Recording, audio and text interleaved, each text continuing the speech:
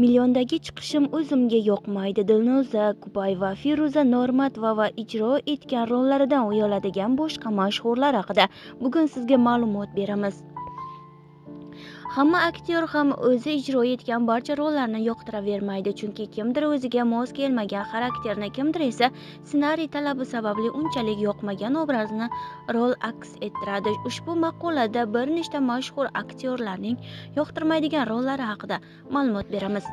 Feruza Normatova milyondagi chiqishim o'zimga yoqmaydi.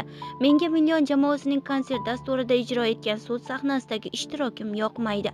Hatto shu konsert dasturi bo'yicha o'tkazilgan so'nggi gastrol safarida Xudoga shukur bu roldan qutuldim degandim. Bu rolni yoqtirmasligimni jamoaning boshqa a'zolari ham yaxshi bilishardi.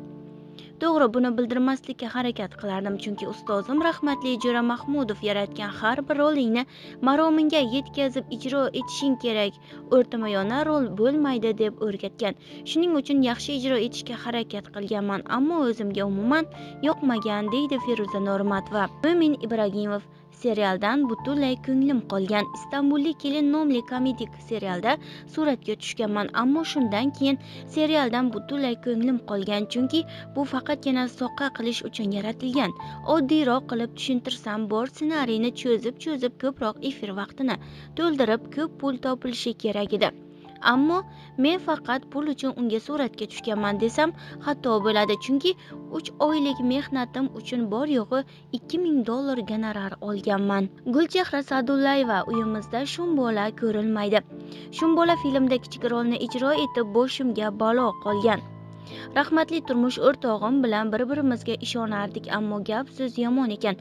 Kim aytganligini aytmayman, premyera bo'lmasidan avval aktyorlardan biri turmush o'rtog'imga rolim haqida juda yomon gap gapirgan. Yoqub Ahmedovning ham qanday inson ekanligini bilardi, ammo gichgichilagan odamning gap ko'ngliga og'ir botgan. Filmni uyda ko'rishni taqiqlagan, hatto u haqda oilamizda gap so'z ham bo'lishni istamasdi. Oilamning tinchligi buzilgani uchun unda suratga tushganimga afsuslanganman.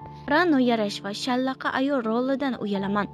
Rahmatli aktyor Alisher Hamrayev bilan Quyosh va yulduz nomli spektaklda rol ijro etganmiz. Mening rolim badavlat oilaning erki, ammo ruhiy jihatdan biroz nosog'lom bo'lgan qizi edi. Hatto xotirasi pastligidan to'y so'zini ham eslolmay hammani anaqamizga boringlar deb raqs harakatlarini ko'rsatadigan qiz bo'ladi. Komik spektakl ko'pchilikka ma'qul kelgan, ammo o'zimga yoqmasdi, uyalardim, deydi aktrisa.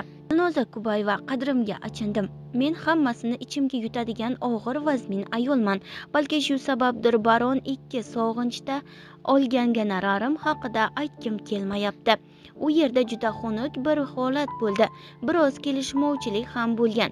To'g'risini aytsam, ozgina qadrimga achindim. Bu haqda birinchi marotaba aytyapman, lekin baribir murosa qiladigan xalqimizda o'zbekligimga borib andisha qilib jim ketdim, deydi aktrisa. Biz bilan qoling va kanalimizni kuzatib boring.